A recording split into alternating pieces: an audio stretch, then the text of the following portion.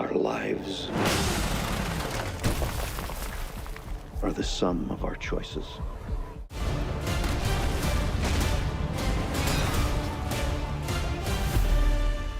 Welcome back to the channel, guys. Mission Impossible Dead Reckoning and Ethan Hunt might just be our last true hope for action films that actually make sense. So yes, we're looking at you, Fast and the Furious franchise. So let's get into the video. So Dead Reckoning Part 1 is the 7th installment in the Mission Impossible franchise and our first true summer blockbuster. This franchise has been around since 1996, serving both as a solid action franchise and also a Tome Cruise running simulator. For a 61-year-old man, he does his own stunts, he runs around like a madman, and I have the utmost respect for him. For what he does and what he puts his body through on a regular basis to just bring us entertainment, I can honestly say this man is just built different. The work that he puts into his stunts really does pay off in the film. As I'm sitting in the theater just watching these ludicrous, crazy stunts, I'm like, this guy's out of his mind. I'm thinking to myself, knowing that he does his own stunts, I'm like, this dude is absolutely crazy. The stunts in this film are crazy, absolutely wow. Now, of course, there are some safety measures put in place, but anything could happen. So having safety measures doesn't really take away from the fact of how impressive this is, and he is doing it at the age of 61. So if you enjoy crazy, wild action set pieces, Dead Reckoning has got you covered. From speed flying to crazy ass chase scenes to one hell of a train sequence that can rival any set piece in any other film. And that's not the best part of the film. The best part of the film is that most, if not all, of these stunts were done with practical effects.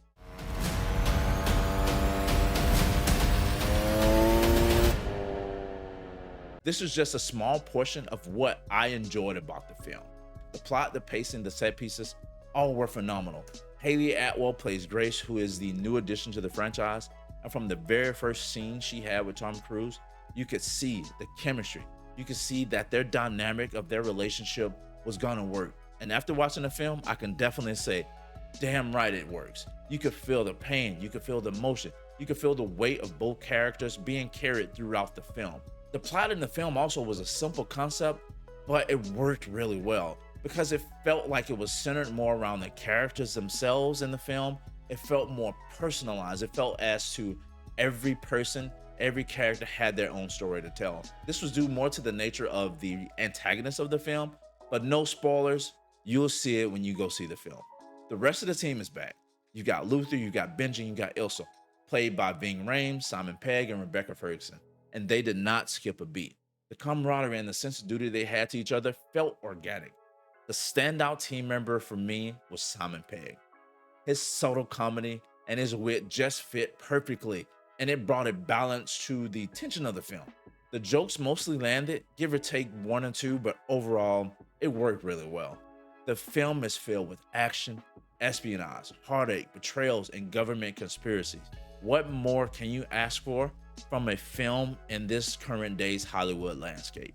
Mission Impossible Dead Reckoning really hammers home what a good action movie should look like and what a good action movie should feel like to the audience. Now let's talk a little bit about the women in the film. They were well written, their performances were great, they all had charisma, and most importantly, they had flaws.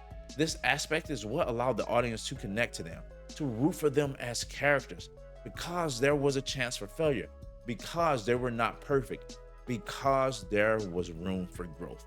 This is something that we haven't gotten in a long time in modern day Hollywood when it comes to female characters. Rebecca Ferguson has quickly become one of my favorite actresses in Hollywood. Her performance as Rosa had in Dr. Sleep was the role that really put her on my radar. It was also good to see Palm get more roles in Hollywood as well. For those of you who don't know, Palm Clementif is the actress who played Mantis in the Guardians of the Galaxy. And in Dead Reckoning, she plays Paris, who is an absolute badass. Oh, I like her. Aside from Midget, she is probably my second favorite character in the film. The crazy thing is she literally has no lines until the end of the film. And she is still one of my favorite characters in this movie. So Hollywood, take notes, because Mission Impossible Dead Reckoning has set the bar for what good action films feel like, for what good action films look like, and how really good, well-written female characters can be received by the audience. So no more of this bullshit about men don't watch female leads. How about stop blaming others and write better characters? Less and more fiction. Overall, the film was absolutely amazing from the beginning to the end. The opening sequence really set the tone and expectations for what type of film this was going to be. From that point on, it was pedal to the metal. So if you love action films, go see this movie. If you love well-written female characters, go see this movie. If you love supporting smaller YouTube channels, hit that like button, hit that subscribe button. Until next time, guys, my name's Lincoln. This has been an RPG show. I'll see you guys in the next one. Peace.